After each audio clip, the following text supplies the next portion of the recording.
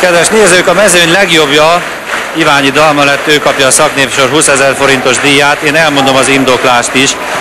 A kulcsemberek közül sokan jó teljesítményt nyújtottak. Te azonban azt hiszem, hogy az életed nagy játékát, mert ebben a mai meccsnyerésben a te kiváló teljesítményed 100%-ig benne volt.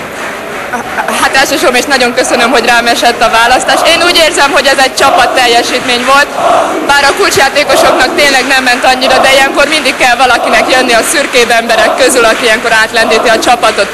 De ettől függetlenül én teljes mértékben úgy érzem, hogy ez egy nagyon nagy csapatmunka volt, és mindenkit nagyon nagy elismerés kell, hogy kapjon. Olyan nyugodtan játszottál, mintha ez nem egy bajnoki döntő lett volna, különösen itt a végén a fontos büntetőknél egyáltalán nem remegett a kezed. Hát az az igazság, hogy edzésen rengeteget gyakoroljuk ezeket a büntetőket, és én sokszor úgy csinálom edzésen is, mint hogyha ez egy fontos szituáció lenne, gondolom ezért nem izgulok annyira. Itt volt egy üzenet az imént 4 szem közt, Rád Géber László idejött és azt mondta, hogy éjfélkor nagy ünneplés, én ezt most világgá kiabálom, szóval.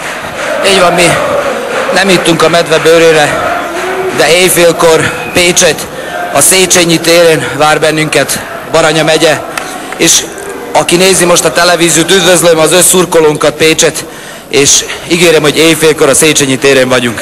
Hajrá Vasút! Hát kérem szépen, én azt hiszem, ennél szebb végszót innen adni nem lehet. Egy bajnokcsapatot ünnepelni ritkán adatik meg. A Pécs tehát most már másodszor a magyar női kosárlabdasport történetében bajnok lett, és ezzel innen mi a BSE csarnokból búcsúzunk is. Remélem jól szórakoztak, a viszontlátásra, viszonthallásra.